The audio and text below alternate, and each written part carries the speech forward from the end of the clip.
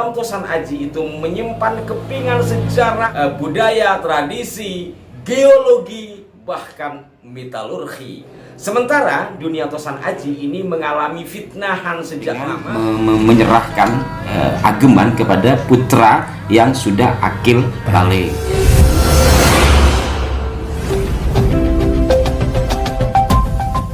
Assalamualaikum warahmatullahi wabarakatuh. Salam jumpa, salam sejahtera untuk Anda semua. Rahayu, dan saya hadir di sini dalam rubrik Arah 9 Siji Wesi Aji. Walaupun saat ini saya sendiri, dan untuk edisi kali ini saya akan melanjutkan dari ulasan sebelumnya, bincang-bincang saya dengan Ki Cokro Santri dan Abah Ajat Sudrajat yang merupakan terah Kerajaan Sukapura, Tasikmalaya ya, yang dulu menjadi bawahan dari Mataram Islam.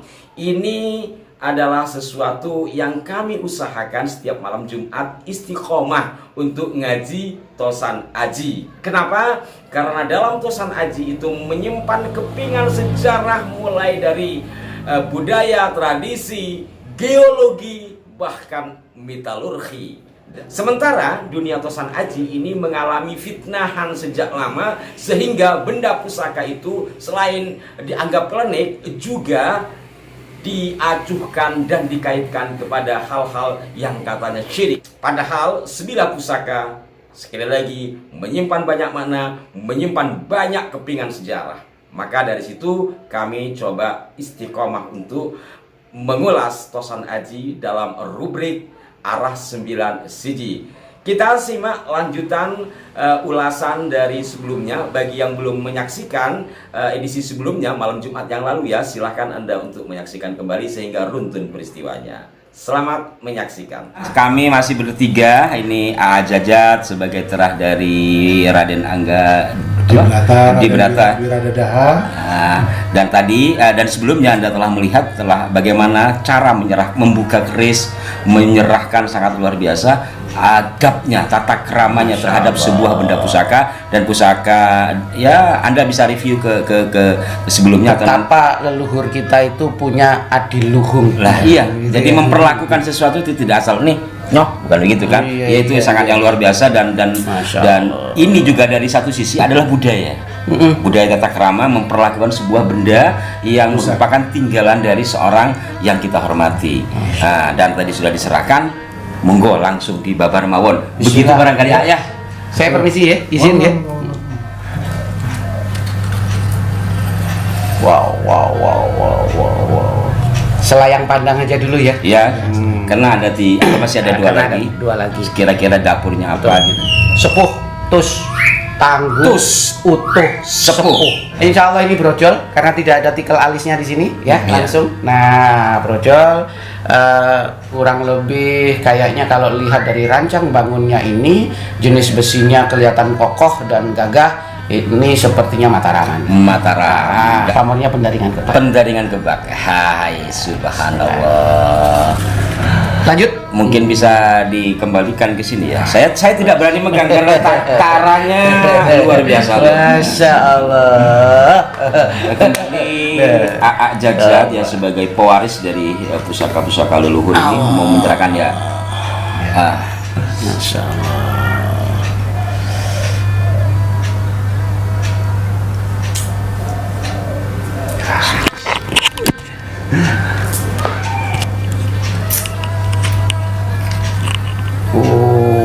Masya Allah, ya Allah. Loknya 1, 2, 3, 4, 5. Loknya sih 5, tapi dari ini ada oto-oto di sini. Lalu kemudian apa namanya, kembang kacangnya. Wih, keren ngukup Bimo. Dari ciri wanci rancang bangunnya sempono, cita-cita sempurnaning Kang. Mungkin tangguhnya sepertinya tetap Mataraman. Ya. Lalu kemudian antara Mataram awal atau Mojopahit akhir mungkin ya. Mataram awal. Mataram awal maksudnya Mataram kuno. Mataram Islam maksudnya. Oh, Mataram Islam. Kalau Mataram Islam itu ya di masa penembahan Senopati, peralihan dari Demak, Pajang kemudian Mataram. Nanti kita akan simak lebih dalam. Ya. Sementara waktu ini pamornya sepertinya ya waswutah. Ada junjung derajatnya tidak? Ada. Junjung derajat milik AA Jajat. Oh iya. Wah, keren bro. Mau tak?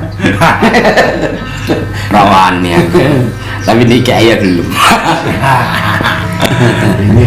Masya Allah, lanjut ini satu pusaka ya memang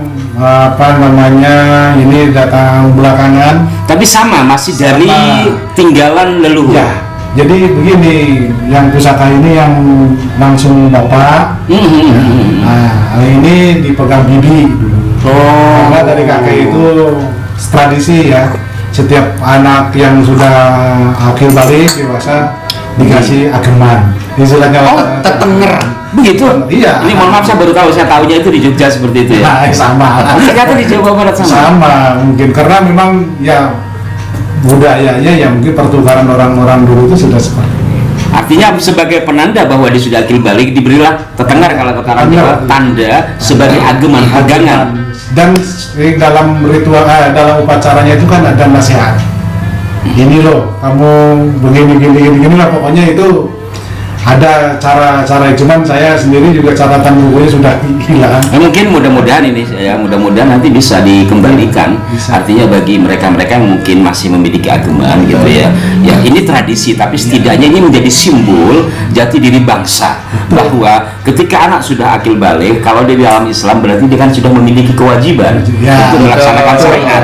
Nah, disimbolkan oleh kita, kamu pegang ini, mungkin bisa maaf ya, di tafsiran saya, kamu pegang syariat dalam tanda petik, artinya syariat dalam pengertian di sini, ini kamu ageman, sudah tanggung jawab kamu sebagai orang dewasa. Iya, betul. Jadi itu nasihat. Jadi kadang nasihatnya begini.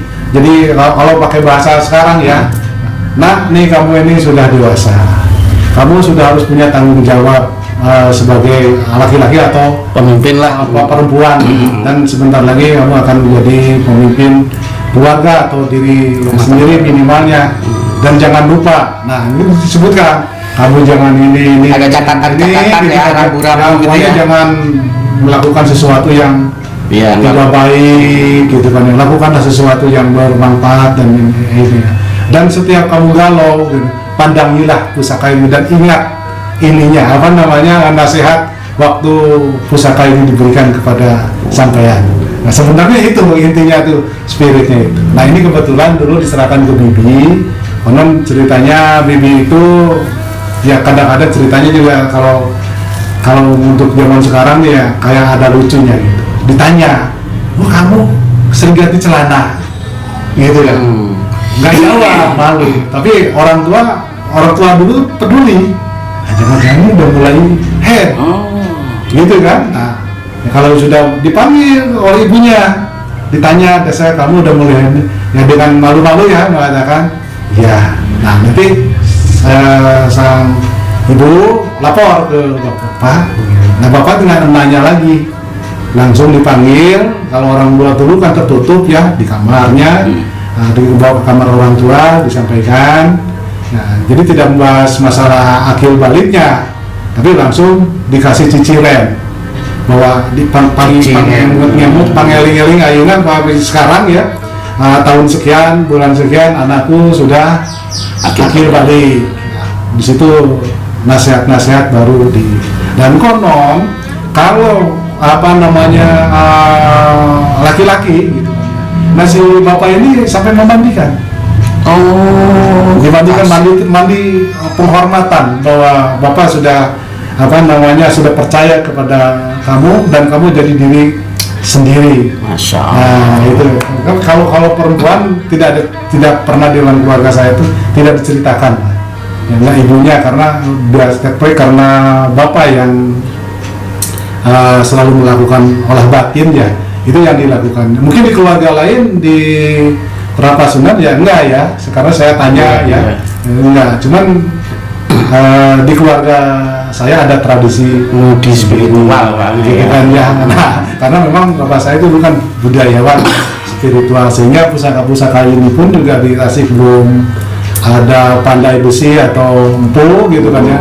Pusakanya pada datang aja itu dari Jawa Tengah, Jawa Timur dan sebagainya. Nah, sekilas ceritanya seperti itu. Nah, ini entah bagaimana saya tidak paham.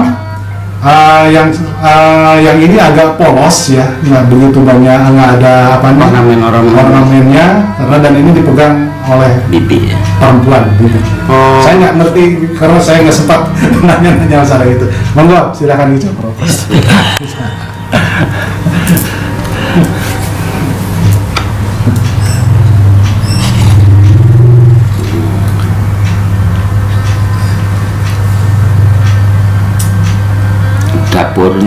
Dapurnya ini saya memang agak sedikit bingung ya. Mungkin nanti dari para senior atau mungkin rekan-rekan pemerhati budaya boleh nanti di kolom sambil kalau kita salah dalam ini boleh memberikan masukan untuk membenarkan, karena kita sinau bareng. Sinau bareng. Tetapi dari yang saya lihat nih kok ada sogokan satu, sepertinya kok sabuk tampar ya kalau ada ciri-ciri seperti ini. Ini ya, bloknya berapa ya? 1, 2, 3, 4, 5, 6, 7 sepertinya dapur sabuk tampar. Nanti untuk lebih jelasnya bisa kita lihat kita cari perbandingannya dengan di katalog buku.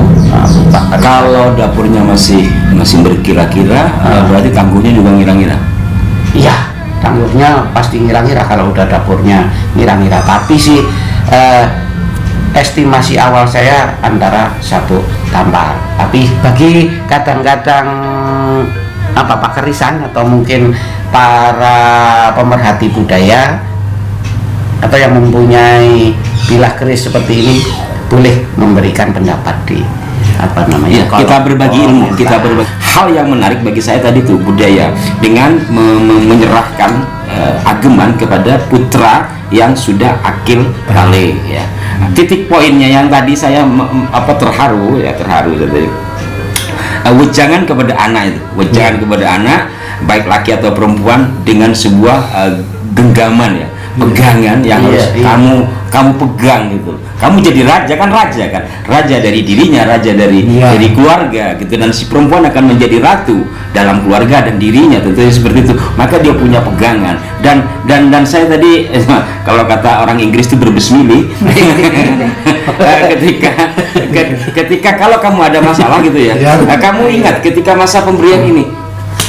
Silakan diartikan sendiri. Ada satu pemberian di masa transisi ini, setelah diketahui lalu diserahkan sebuah benda pusaka, lalu diwejang di situ. Kemudian kalimat akhir tadi itu, jikalau nanti kamu ada sesuatu, ingatlah saat kamu menerima. Ini hebat orang tua kita dulu. Keren, ya? Jadi memberikan sesuatu artinya nggak mendikte kayak sekarang ini kan verbalis.